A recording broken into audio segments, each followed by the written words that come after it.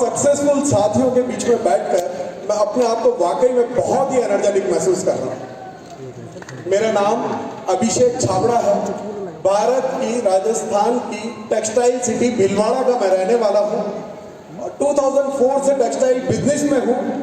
मेरे बिजनेस का नेटवर्क हिंदुस्तान के 25 स्टेट्स में है और पिछले कुछ सालों से मैं मिडिल ईस्ट कंट्री में रेगुलर थर्ड पार्टी एक्सपोर्ट भी किया करता हूँ।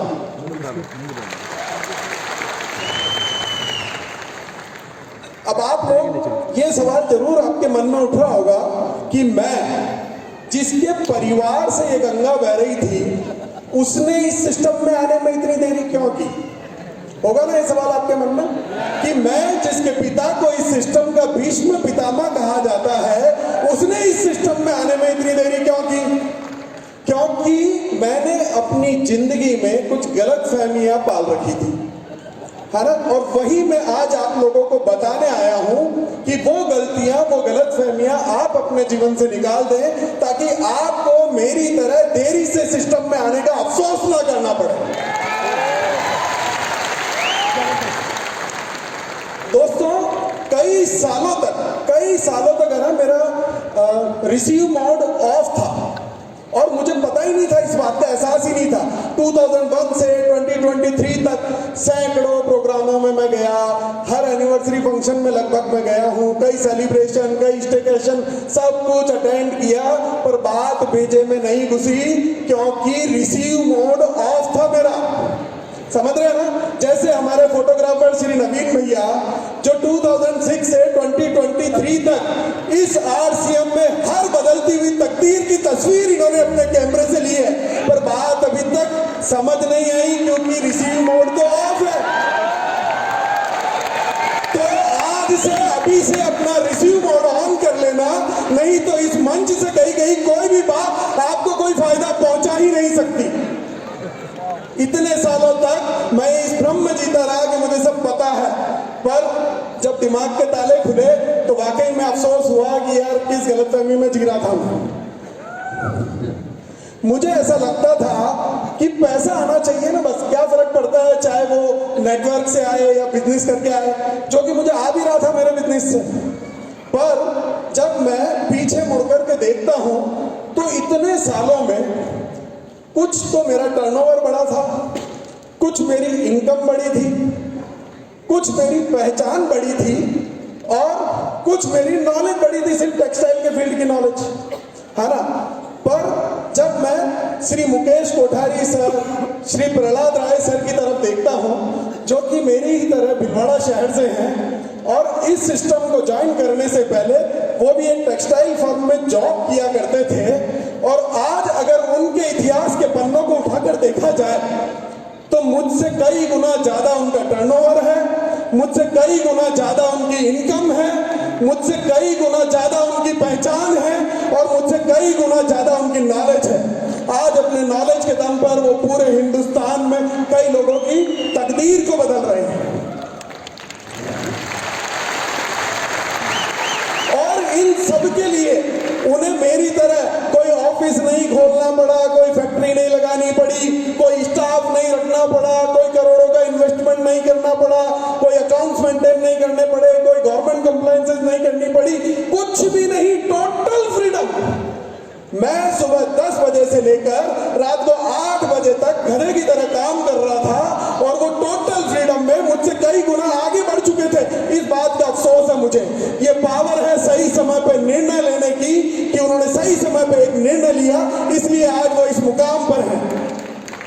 इसलिए मैं उन साथियों से कहना चाहता हूं कि जिन्होंने अपना निर्णय नहीं बनाया है तो आज नहीं तो कल इस सिस्टम में तो आना ही होगा, फिर पछता के क्यों आना है? खुशी से आओ, take your decision, take your charge, you are the youth.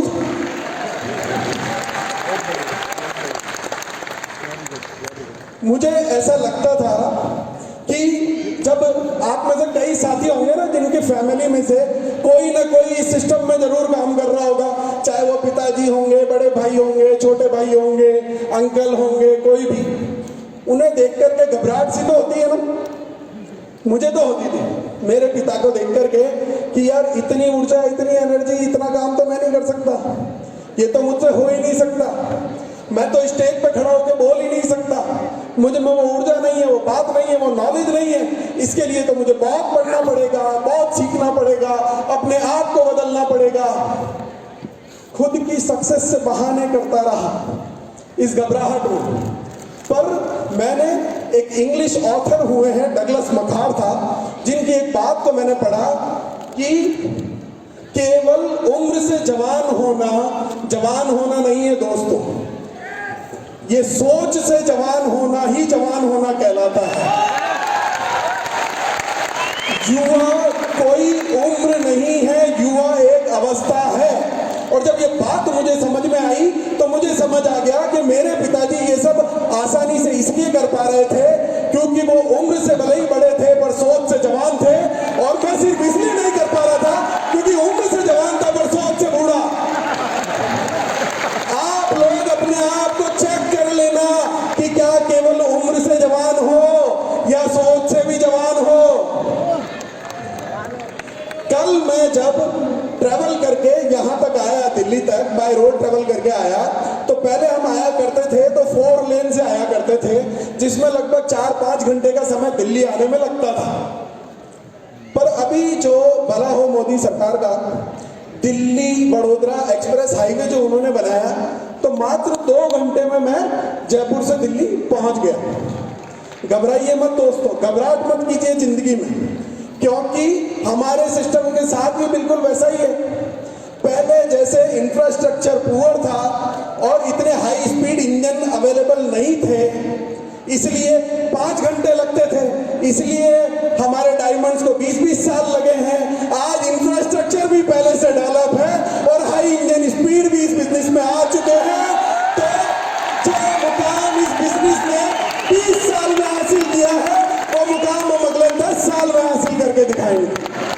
Being the youth, we are the future of the system and we have the power कि हम अपनी क्रिएटिविटी से, अपनी नॉलेज से इस बिजनेस को उस ऊंचाई पर ले जाएं जिसका सपना हमारे पेरेंट्स ने देखा है। थैंक यू दोस्तों, थैंक यू सो मच, बहुत बहुत धन्यवाद दोस्तों। और बहुत अच्छी बात कही है कि दिमाग से हमें बूढ़ा नहीं होना, जवान होना है, क्योंकि कहीं अब ऐसा ना हो कि बूढ़े रह जाए। जी सर।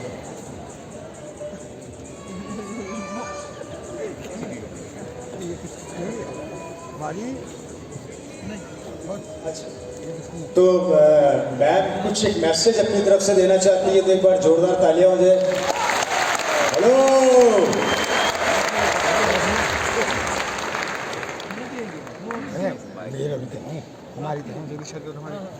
जय आसिफ। आज मेरी 3 बेटियां मेरे साथ आई है, प्रियंका, शिवा और मीरा, लेकिन जिसका आज जन्मदिन है वो मेरे साथ में नहीं है, वो मेरी बहन छोटी है, सरोज छाबड़ा।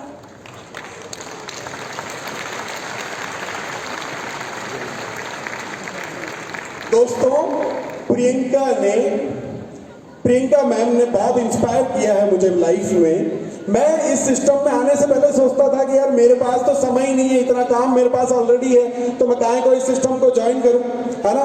पर जब मैंने प्रियंका मैम को देखा जो इतने सालों से बखूबी इस सिस्टम की प्रोडक्ट लाइन को बहुत ही शानदार तरीके से संभाल रही है, और चूंकि मैं इस परिवार का मेंबर हूं तो मैं ये जानता हूं कि वो एक सफल गृहिणी भी है, वो अपने परिवार का ख्याल भी बहुत अच्छे से रखती है, उसके लिए कोई नौकर चाकर नहीं है। और उसके साथ साथ जब उन्होंने टी सोल ब्रांड पर काम करना चालू किया और अपने वुमेन हाइजीन को मिशन बनाकर पूरे हिंदुस्तान में घूम कर मेहनत करना चालू की, उसे देख करके मुझे इतनी जोर से किक लगी कि तू किस बात की गलतफहमी में जी रहा है कि तेरे पास एक्स्ट्रा टाइम नहीं है। ना तो तेरे को बच्चे संभालने हैं, ना तेरे को घर संभालना है, ना परिवार संभालना है, ना इतना काम है। तो मेरी inspiration, real life inspiration Priyanka है। और आज सौरभ, प्रियंका की मदर, मेरी आंटी का जन्मदिन है, मैं उनको नमन करता हूँ श्रद्धापूर्वक। Thank you, thank you.